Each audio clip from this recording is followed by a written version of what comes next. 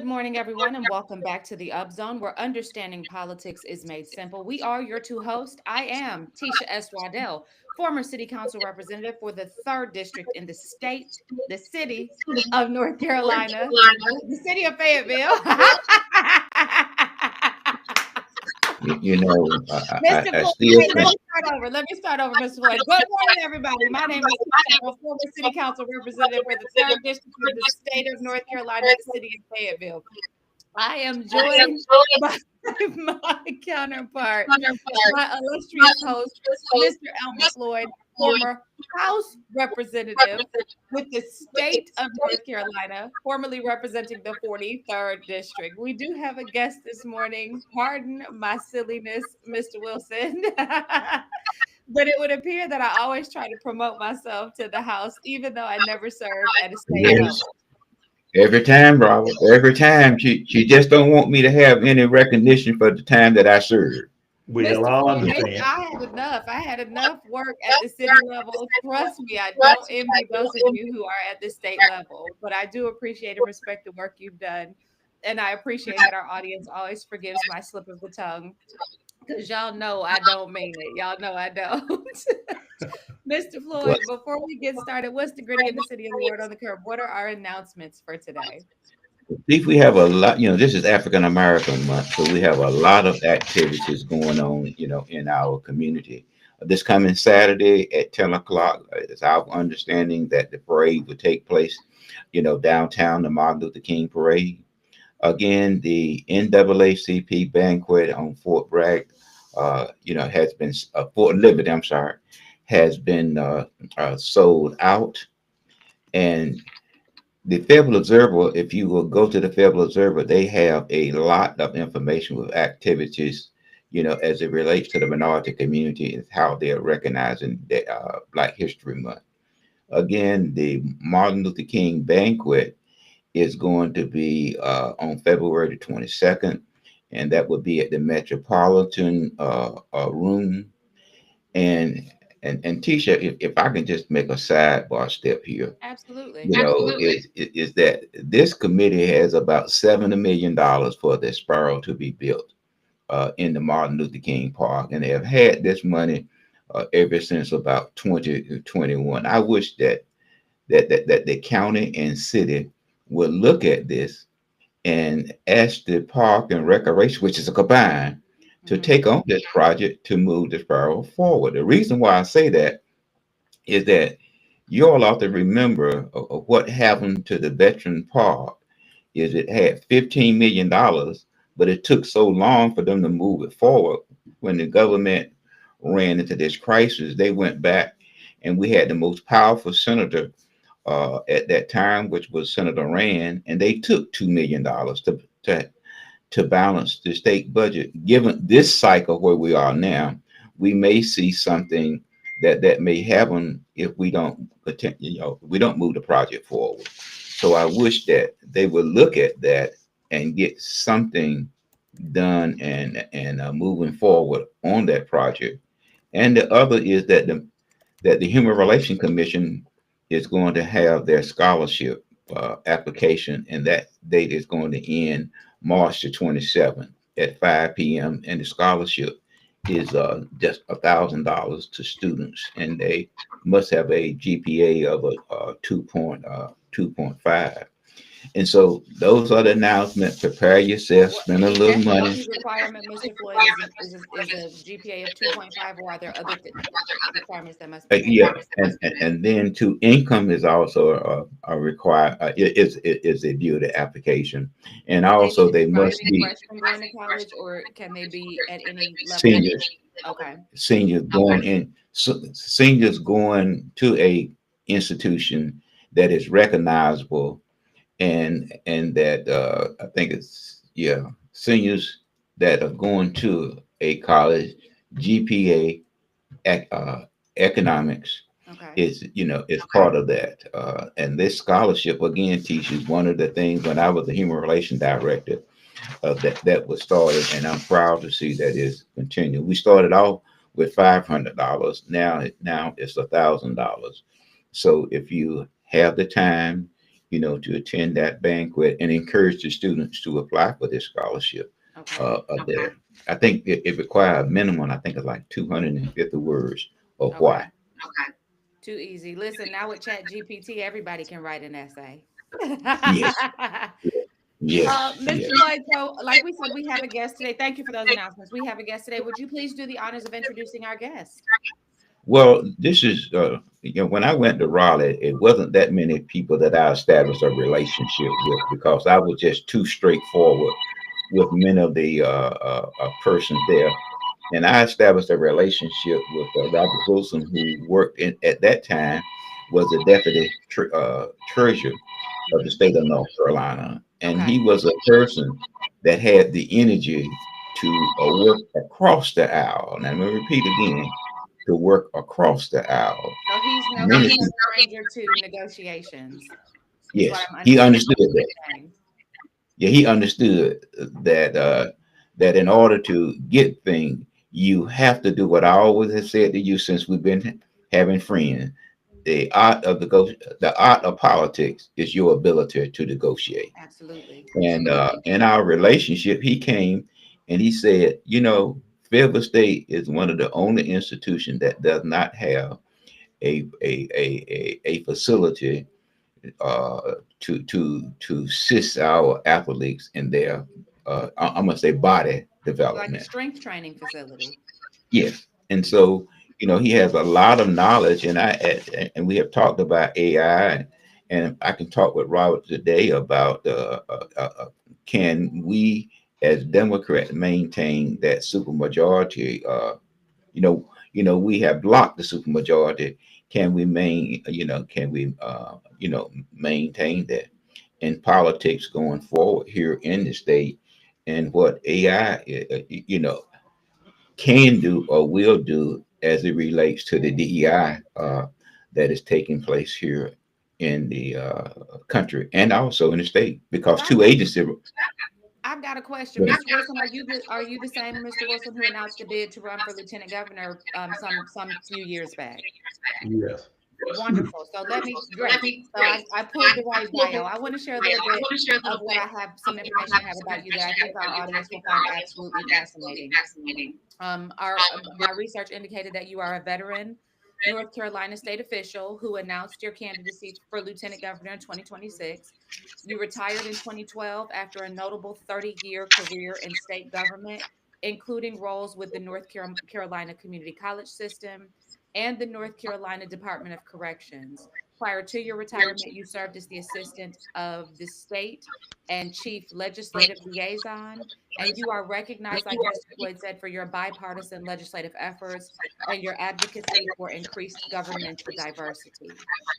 Your bio says that you are a passionate supporter of public school teachers, improved schools, and better labor practices for increased waging, and that you believe that no one should work 35 to 40 hours a week and still live in poverty. And I completely agree with that statement. You have received numerous honors, including the Order of the Longleaf Pine, which is North Carolina's highest civilian award, and the Laurel Wreath Award presented by Governor Beverly Perdue in 2010. You're a member of Fayetteville State University's Athletic Hall of Fame, having been a player for the championship Bronco basketball team from 1972 to 1973 in the CIAA. And as of 2021, it says you also serve on the Carter Center North Carolina Advisory Council, promoting fair, safe, and secure state elections. Do we need to amend, revise, or correct any of that information? No, that's okay. Okay. Yeah. So So we're good. you are definitely a guest in the know, and you are somebody who should be able to shed a unique perspective on the conversations that we're having. Again, our podcast exists solely to help people to be able to understand the political landscape in North Carolina and to be able to really engage in the political process so that we can have fewer robots and more people of interest in our political climate. So, Mr. Floyd, take it away with your questions and let's get started with our conversation. Well, we saw in the last election that in 2015 there was legislation passed to assist both Democrats and Republican as it relates to council of state position. There are 10 council of state position, that's run statewide. Of those 10, three of the Democrats did not receive any contribution from that from that council of state money. And I think it came out somewhere to be about $40 million. And the present governor got about 29 million of that 40 million. What's your thoughts about that if we intend to continue to grow our party? Well, first of all, let me begin by giving honor to God and to our Lord and Savior Jesus Christ.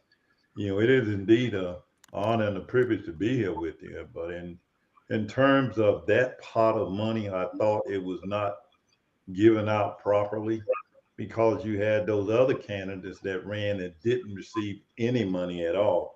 The auditor, the labor, and the agriculture commissioner didn't get any of those dollars.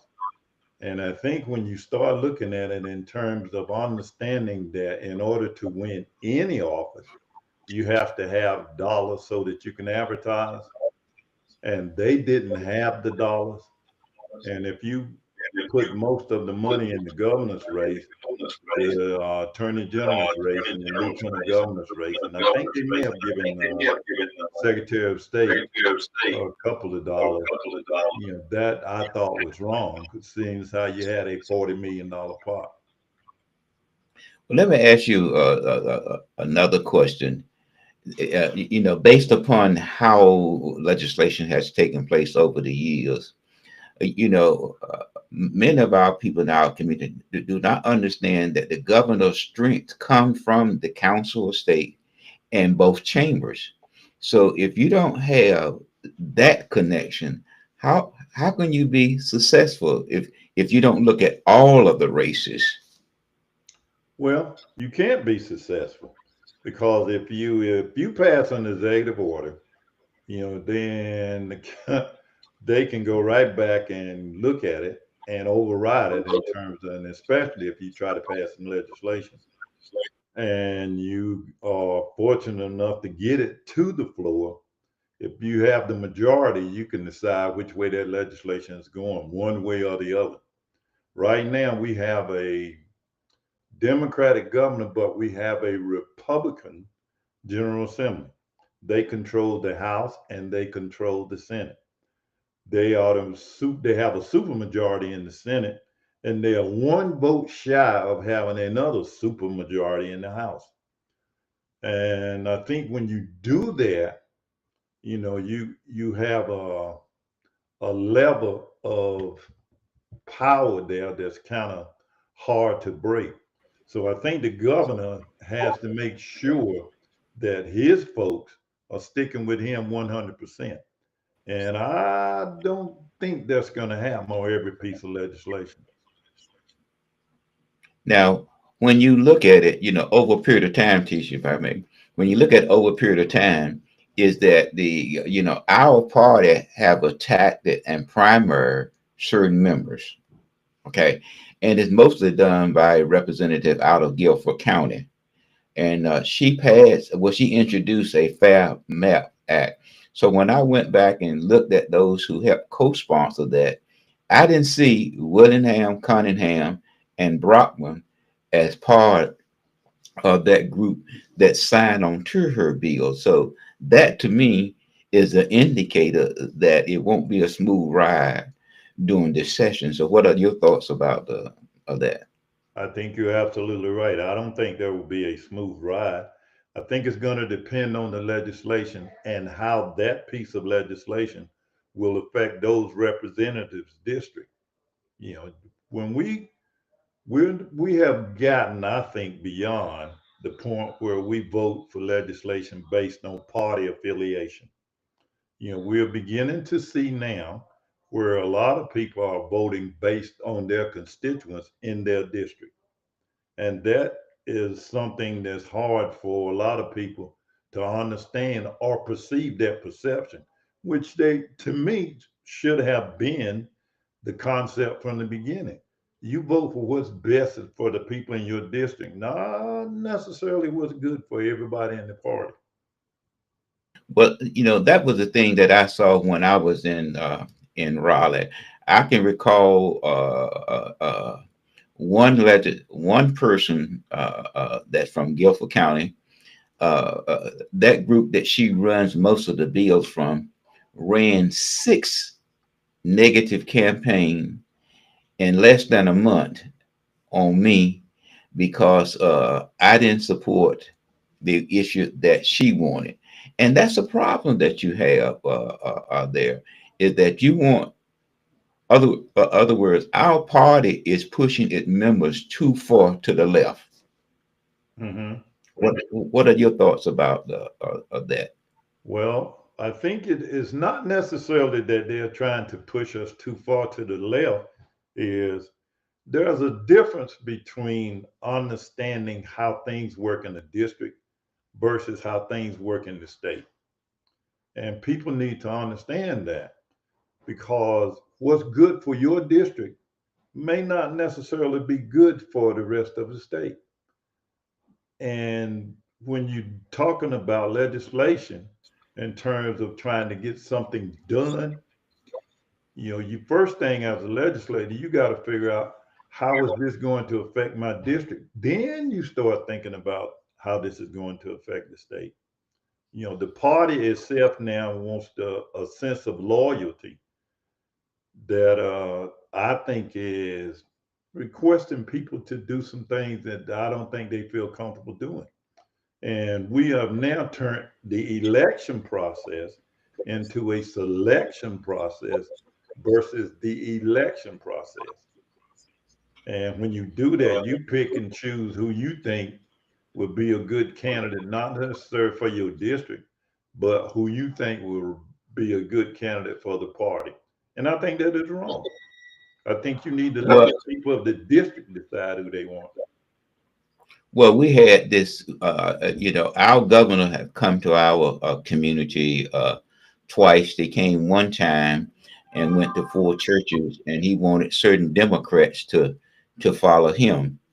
And then he came the second time to our community, and we are a very loyal community. We follow the leader, even if the leader carries us to a desert and say that water is there.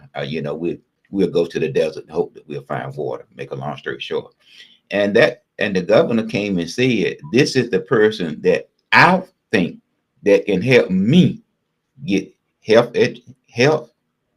and education through the General Assembly." And that's what we did. And that representative teachers, you can recall, brought in $400 million. And we were nice enough in our community, Robert, to vote him out. Well, and I We- understand. I have a question in that vein because I think you hit on something, Mr. Wilson, that really does illuminate some concerns of the citizen base. So, in all transparency, I'm not a Democrat. I am unaffiliated. I think that we are seeing the unaffiliated population grow by leaps and bounds in the state of North Carolina. I think much of it has to do with what you're saying, where people would like the people that are being represented by our politicians would like for our political machine to do what's best for the people and not what's best for the party. So, in that vein, given your extensive experience in North Carolina government and legislative affairs, what steps do you believe that officials should take to improve transparency in these conversations and rebuild public trust, especially in light of recent investigations into government corruption? We're seeing this it's almost like whack-a-mole. Every other week we're seeing investigations, or we're seeing people step out of their positions in the state of North Carolina under investigation or abruptly leaving. And I think that much of that probably does have to do with the discomfort of them having to make decisions based on party versus based on the people. So, what can be done by our elected body and by the people to restore common sense and good faith?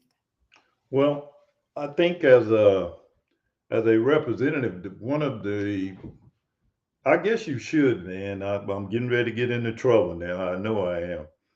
But I think as a representative, you should go back to your district and talk to the people in your district about legislation that's going on that's going to affect them and have a discussion with the people in the district so they will know. I think one of the biggest problems that we have right now, not just with General Assembly here in North Carolina, but as well as your representatives in Washington, D.C., they do not, a lot of people do not know where their representative is. You can say that I'm Representative so and some folks will say, "Oh, you in Washington?" No, I'm in Raleigh. Yeah. So you got to first get an understanding of who people are and what they're doing and where they are. I think your congressional folks need to come back at least once a month and have a town hall meeting and discuss what they are doing on your behalf so that you will know. Because a lot of time legislation is passed or there is possibility of legislation passing and people don't even know until it's done. So you're not dealing with what we're going to do in terms of how that's going to affect us. Now you got to deal with, well, the legislation done passed, how we're going to deal with the after effects. And that's wrong. So, Robert, Tisha, you had another question? No, take an example, Robert. We had the vice president to come to North Carolina, and she came 15 plus time, 15 plus visits, and she went to Charlotte, Greensboro, Raleigh, and Durham. Now, she did not go into the northeastern part of the state, where you have a large minority population, and Don Davis, which is a minority district. But those persons that sort of aid in her travel didn't push her to the northeastern part of the state, and that's one reason. Because Don Davis looked at the issue and vote based upon his constituents. And I believe that the party held that against him and did not, suggest to her that she travel into the northeastern part of the state. What are your thoughts about that? Well, I understand that as a candidate, you can't go everywhere. But my argument would be, listen, what you need to understand is Eastern North Carolina, Northeastern North Carolina, Southeast North Carolina are basically pockets. And in those pockets are a large minority group. But the problem becomes, and again, we're going back to legislation. We need to build an infrastructure in Eastern North Carolina that includes internet. It is critical that we have internet in Eastern North Carolina, as well as northern and in the southern part of North Carolina, as well as the western part of North Carolina. Because without internet, you can't build an economic base anywhere in the state if you don't have connectivity so that a corporation can come in and be able to do the things that it needs to do. But we're still dealing with a 21st century economy, but we're in the 19th century in terms of trying to get people in certain parts of the state up to date about what's going on. And I think that affects not just only your economic debate, but it affects your education. It affects your ability to offer a quality of life. Because there are right now, in my opinion, I think it is ungodly that we pay people $7.25 an hour as a minimum wage, which has not been changed in 16 years. But you're sitting there thinking that somebody, even if you got both parents working in the house, that's only about what, $14.50 an hour? And you sitting there with a family of three, you got to pay rent, you got to pay groceries, and groceries is going out of the roof now, and we got to deal with that. And until we do that, we're going to have the same problems that we've been having now. We're going to be talking about them 10 years from now. Absolutely, Mr. Wilson. So my last question to you is, and it dovetails perfectly into what you're talking about. So our state has faced challenges in retaining teachers and funding public schools. With your background in the North Carolina Community College system, what strategies do you recommend for improving teacher retention, enhancing workforce development, and ensuring that our education system aligns with the needs of a modern economy? Well, I think number one, the primary thing that we need to do with our teachers is we need to pay our teachers. It is amazing to me that you will pay a lawyer to represent you in court. You will pay a doctor to diagnose your medical situation. But the most precious thing that we have are our children. But you don't want to pay the people that are educating your children. That is just mind boggling to me that we would even think about paying a teacher less than $70,000, $80,000 a year. There are a whole lot of teachers now that are working. They have to have seconds and third jobs to make it, but they do it because they love the profession and they love challenges in terms of teaching our kids. But there are kids now that are being taught that are not being taught in public schools now by certified teachers. What I mean by that is that's people that have gone to college and been certified as being a teacher, so to speak. You got teachers aid now and people that didn't necessarily go to college that are teaching our kids. And that's wrong because they do not have the fundamentals. And it takes more than just being able to read and write to teach a kid.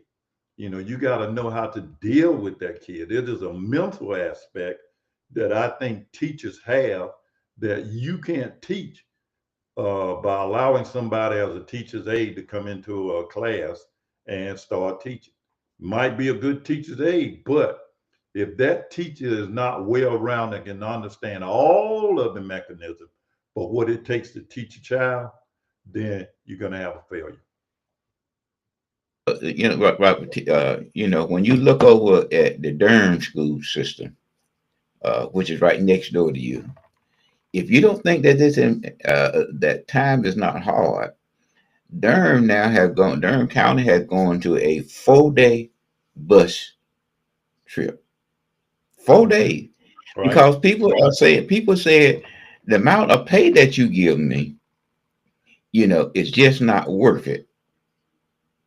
4 days, because they do not wish to pay the first source of support to the school system is the bus drivers.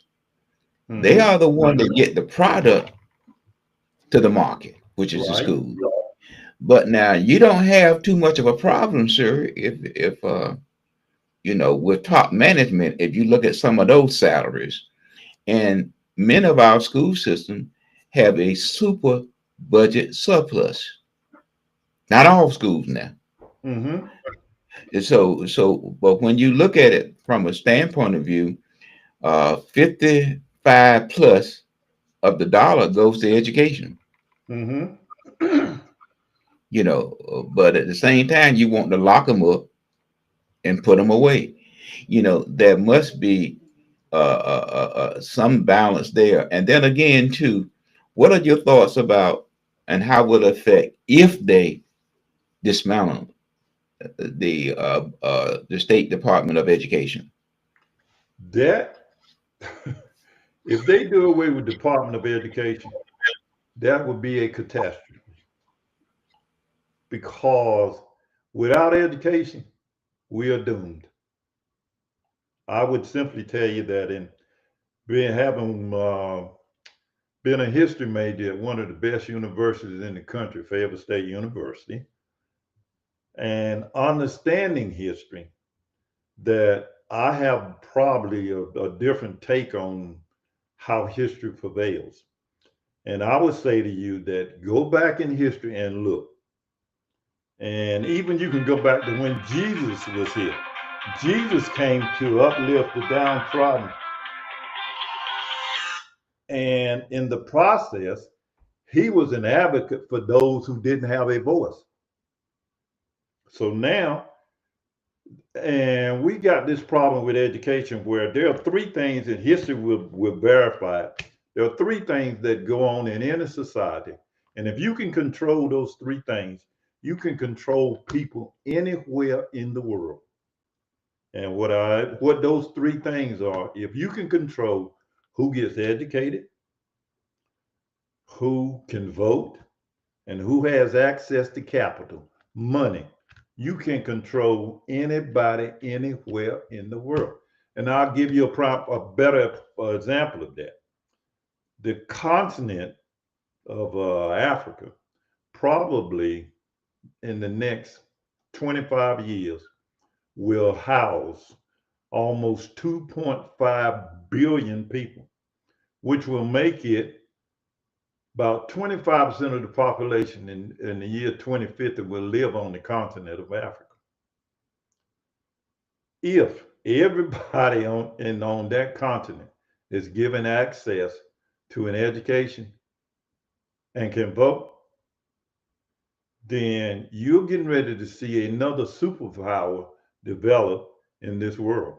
And it will be the continent of Africa. Who lives in Africa? We do. So if without an education, you can't function anywhere in the world. P.W. Botha, who was president of South Africa for about maybe 10, 15 years, understood one thing, that and you can go and pull it up, verify, do whatever, read it, and it will verify what I'm getting ready to tell you. He understood that if he could keep people from voting, from getting educated, and having access to money, because they would not pay people a decent wage under his leadership, then you could control them. Understanding that P.W. Botha and the white minority, which was about 20%, was controlling 80% of the population, which was Black. Now, Nelson Mandela gets out of prison and says, listen, everybody is going to be able to vote in South Africa. They flipped it. He became president. And the first thing he did is he said, listen, we are going to put an emphasis on education here in South Africa. We are going to educate our people. And that's what he did. Well, now that you brought that up, did you have a question, Tish? No, but we have other topics we have to talk about, Mr. Floyd. Okay. We can invite Mr. Floyd back. He's a very engaging guest, and I could listen to you talk all day. And I feel like what you're saying is so appropriate, especially considering the fact that it is Black History Month, and it's good to know from whence you came in order to be able to understand where you are and where you may potentially go. But Mr. Floyd, you most certainly can ask the last question, and then you can.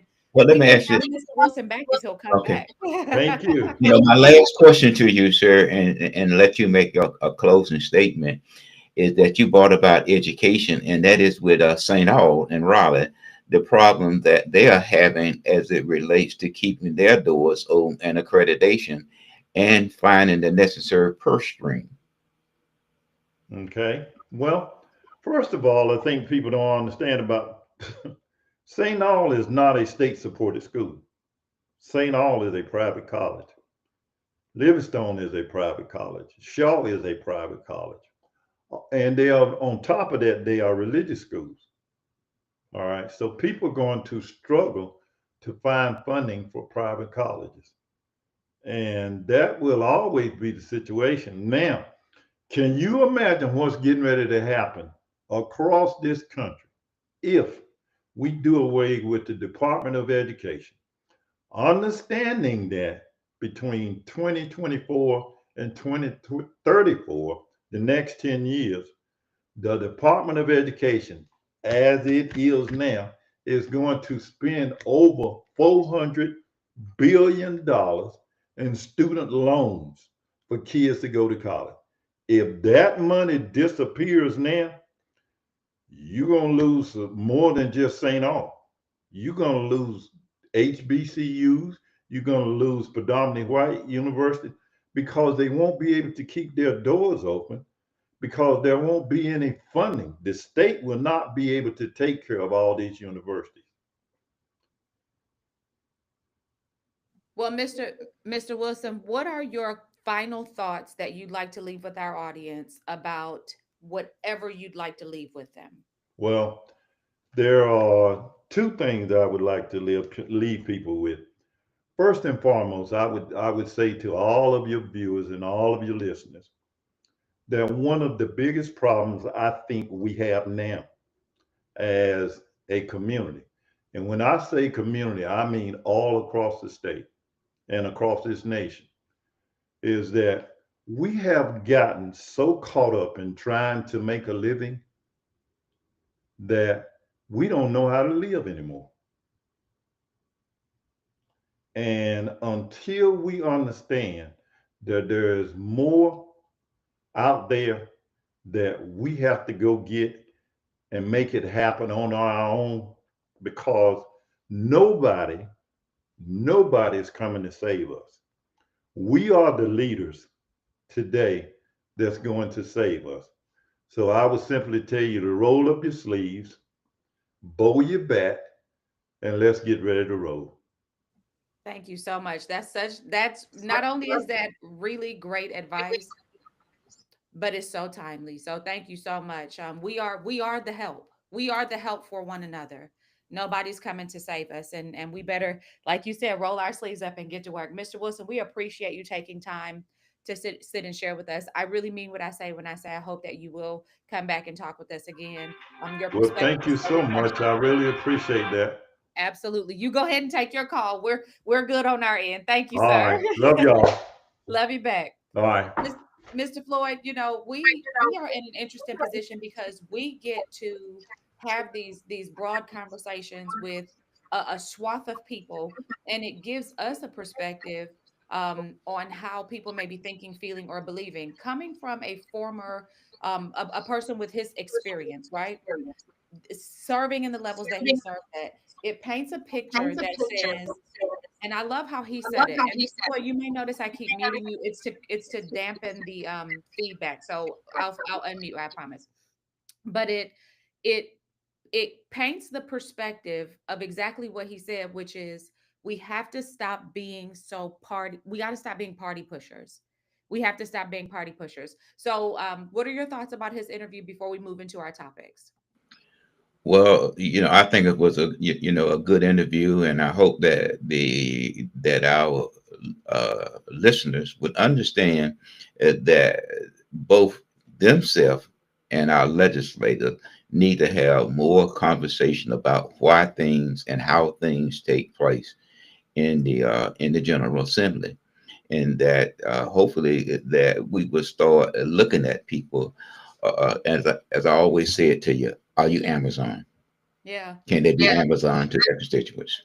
Mr. Floyd, and so simply put, what are you doing for us? What are you doing for us? Not what are you doing for the party? Because remember what I told you, Mayor Eric Adams said, they told him, be a good Democrat. I don't need you to be a good Democrat. I don't need you to be a good Republican. I need you to be a good representative of what we the people are saying we need from you. That's all we need. Mr. Floyd, there's something afoot. We've been sort of sitting back and waiting and watching to see what was going to be on the table coming from the Fayetteville City Council, and we see that the City Council seeks flexibility in historic design standards. Now, Mr. Floyd, this is one of those conversations that does necessitate digging back in the vault to remind the people of how we got here, okay? Because this new board, I don't think, is aware of how we got to this place.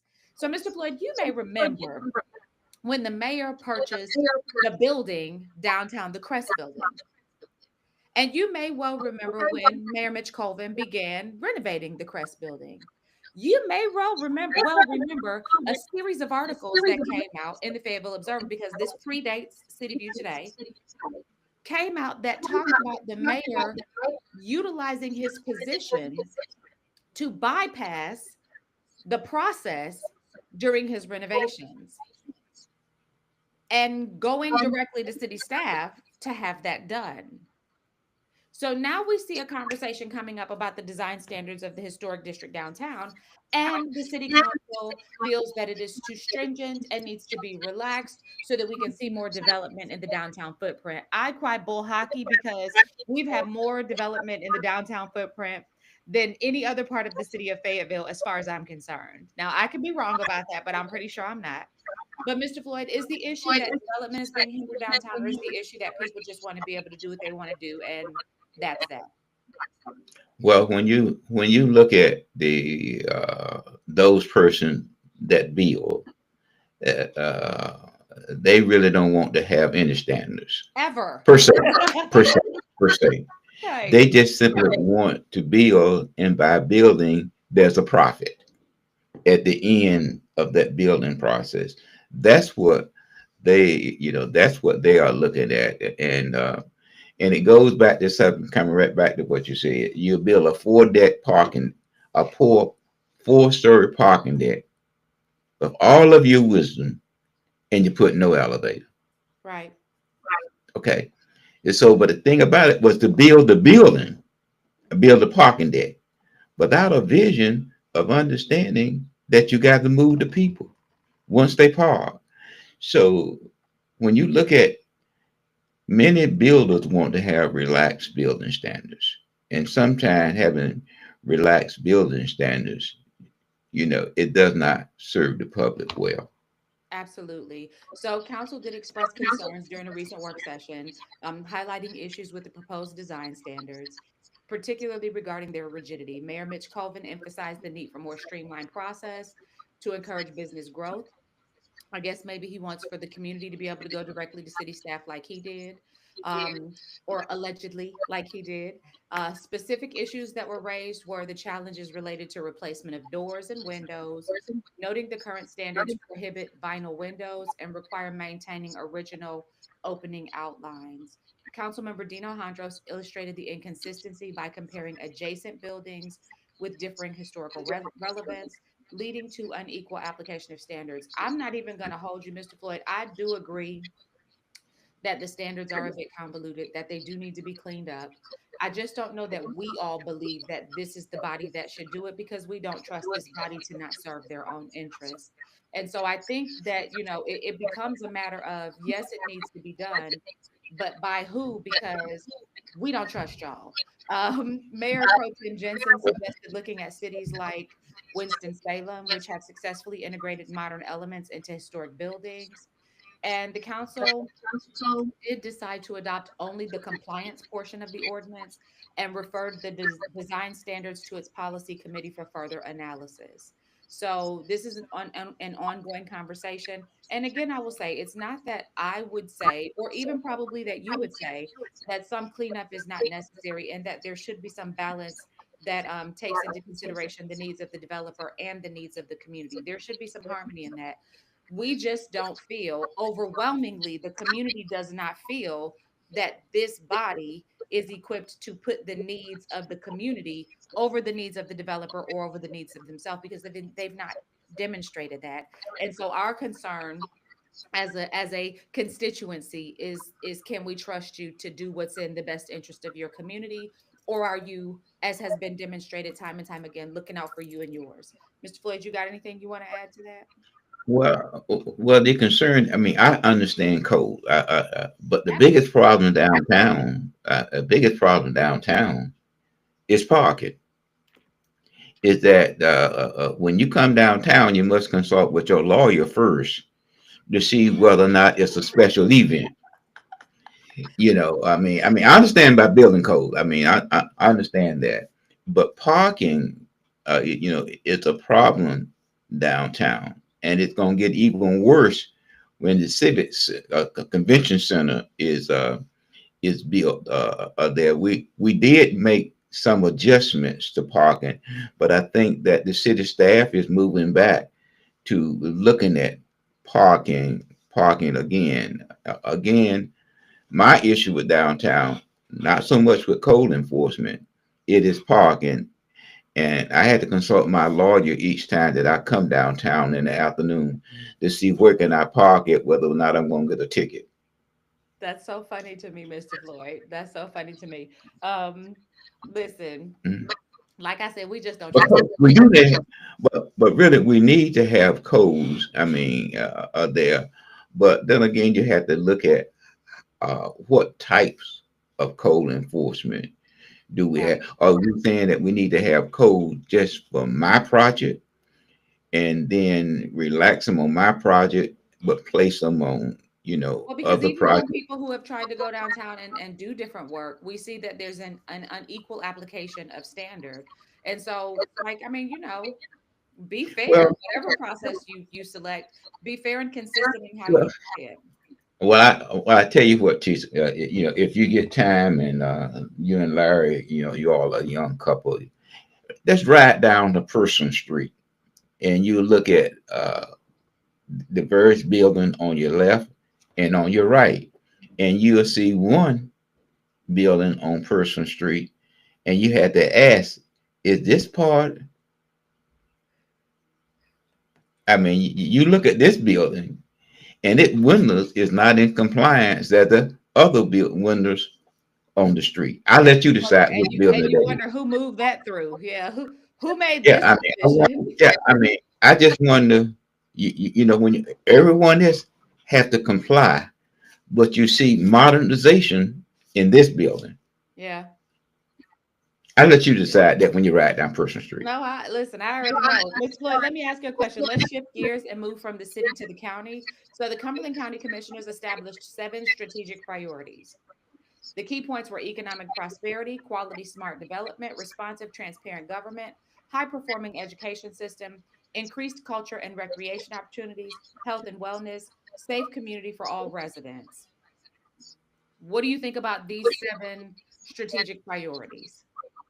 Well, Tish, I tell you what, I wish they would provide a safe community because in 2021 they cut the sheriff's budget by 20%, 18%. They cut the sheriff's budget. And again, I would not go to the Cumberland County Detention Center right now if I were you criminals out there, because it ain't I nobody mean, there to work. yeah, I mean, so when you look at it, I mean, they, when you look at it, and then you look at education, everybody in his mama want education, Not but in a small. nobody wants to help fund it. Yeah, And to do that, you're gonna have to find some form of revenue in order to do it. yeah. And a death sentence to any elected official is one thing slight to teach. Fees and taxes. That's a death Well, sentence Mr. to a Floyd, politician. I don't know because we saw our community get hit with fees and taxes last year, and them people still hanging on. Yeah, but I think that Tisha, they are hanging on because they shift the word tax increase that give them a little purse string to the new word fee. I Okay. guess. I mean, so if I say I'm gonna raise the fee, we don't, we see fee and not tax it, but it's the same thing. It's the same thing, but fees give you a little bit longer purse string than raising individual property taxes. I So guess, Mr. Floyd. I guess. now, I mean, but then again, it's just like the bond issue that we passed some time ago. That's You yeah. know, That had to be backed by property tax increases. I'm just saying. I mean, that's now, right now, I know you didn't ask for this, but right now, based upon the executive order, based upon the way the taxes, the county looked at its taxes, and the city is going to have to make up that deficit. Hmm. And with the $2 million that they put in, and I think this committee that one of the city council members wanted to do, which was a little over $2 million. This money Okay. got to be made up some kind of way, Tish. Right. It got to be made up some kind of way, because many of the organizations that the city has a relationship also receive federal dollars. So as these dollars dry up, you're gonna have to make some adjustment. Right. So And the adjustments are going to be made off of the backs of the taxpayers. It's going to be, yeah, be we've made up. already done that because we don't have, we've not seen our government demonstrate, and I'm talking locally, we've not seen them demonstrate the ability to reduce costs. No, They just increase taxes and fees. yeah. And when you look at it, the best gauge is what the city staff is going to do to the city council, and that is to provide for them a forecast of revenue as it relates to now in which they are building and preparing their budget to be operational by July 1 by state statute. And if it's not in operational by July 1, they have 30 days after then. And if not, the state would then assume the responsibility to operate and manage that municipality. So we can look at a gauge going forward is to see where is, if I may, Miss Waddell, where the fees are gonna hit this year. Well, let's go back to this Cumberland County point because they're saying that in terms of economic prosperity, they want to foster economic growth and stability to improve financial well-being of residents and businesses. For quality smart development, their goal is to promote sustainable and intelligent development practices to ensure responsible growth. All of these are very overarching, responsive and transparent government. This takes us back to our conversation last week. I still need to understand who exercises oversight over the Cumberland County Board of Commissioners because if we're setting up policy and there's nobody who can enforce policy where the board is concerned, who are they beholden to if they break the policy? So help us understand that, Cumberland County Board of Commissioners, An advisory commission. as you are enhancing government operations to be more transparent and responsive to our needs. High performing education system, there's going to have to be a financial investment. We all know this.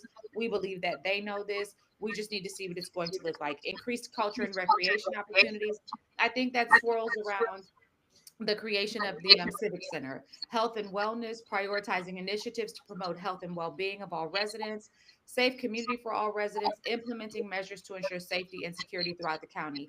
I will say this, by virtue of the word priority, that means the number one thing that is most important that everything else is measured by. So I would say that if you have seven priorities, you're already destined to fail. And I used to say this when I was on the city council and we would go through strategic planning.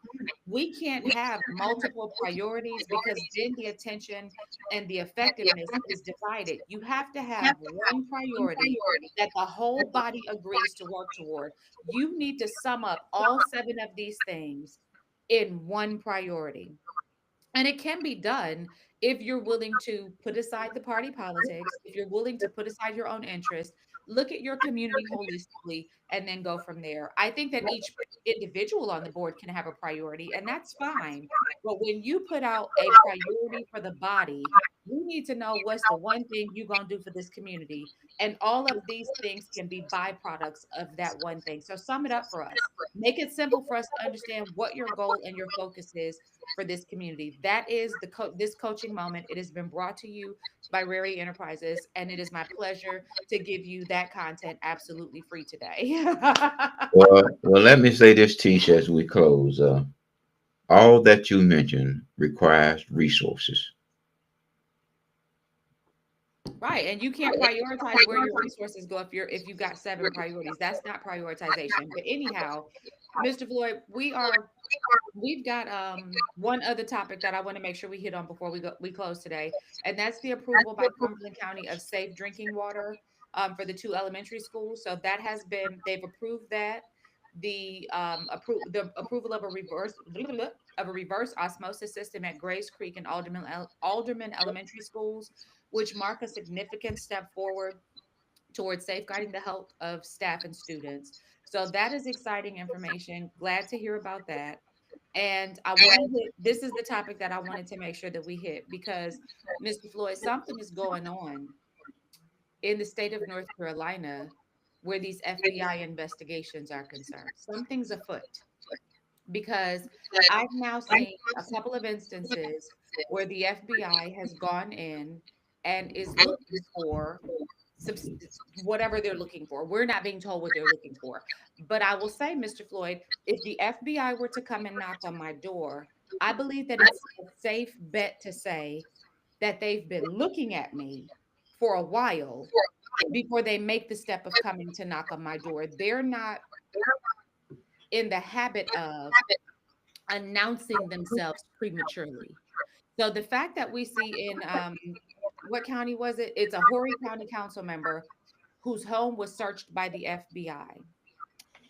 Federal agents executed a search warrant at council member Marion Foxworth's residence, seizing electronic devices and documents related to the county contracts and financial transactions. This search is connected to an ongoing investigation into possible corruption involving county officials and contractors. Foxworth denied any wrongdoing and stated that he's fully cooperating. The FBI's actions are a part of a larger probe into allegations of bribery, kickbacks, and misuse of public funds within the Horry County government. Mr. Floyd, I would venture to say that this may not be exclusive to Horry County. What would you think? Well, I like the word that the FBI always use: ongoing. Ongoing investigation. Absolutely. So with that, I will tell our audience, just be patient, because I think that some of the things that concern you and that concern me about our government are not happening in a vacuum, and they are being, this is evidence that there is an investigation that takes place when there's suspicion or evidence of inappropriate behavior No. mentally. The FBI, SBI, and most law enforcement officers, agency, they have what you call patience. They played a long game. When you think that the matter is forgotten, they are still working. And I just recalled yesterday I read an article wherein that the lady said she looked out her window and she saw 50 FBI agencies, and she saw the sheriff agency also working together. And the only word that she got from the FBI agency is an ongoing investigation. Ongoing investigation. That's right, Mr. So, but when you see 50, about these ongoing investigations, you see 50 FBI agency in one location, is serious. And may God bless you. Some right in the water. Yeah. And may God bless all of you as you move forward into 2025. Absolutely. And I want to echo the sentiments of our guests. And I want to say, Mr. Floyd, I count it as an honor that the Lord sees fit to let me sit with you week after week and have these discussions. And my heart's desire truly is that our audience, our constituency, would be educated to the process and would make up their own mind about what they think, feel, or believe. And with that being said, I implore each of you to love one another. Love does not mean acceptance of wrongdoing. It simply means that you still have that person, you still esteem that person in a way where you desire what's best for them, even if they do you wrong. So love one another. And just like Mr. Wilson said, nobody's coming to save us. Jesus is going to return, but you better already be saved before he gets here, because nobody's coming to save us from this experience down here. We are in this together. Let's figure out how to be in this together. Find your people. Mr. Floyd, with that being said, I would say like, share, subscribe, and follow. Tell a friend to tell a friend. And make sure that you really are telling a friend to tell a friend, because you do not want them to be missing out on all this good information.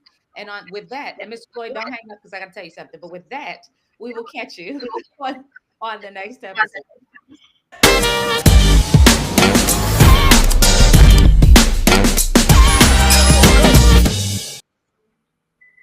Yeah. I done forgot what I was finna tell you, but it's important. That's all right, teacher. That's It's all right. important. So this is what I'm gonna do. As soon as I remember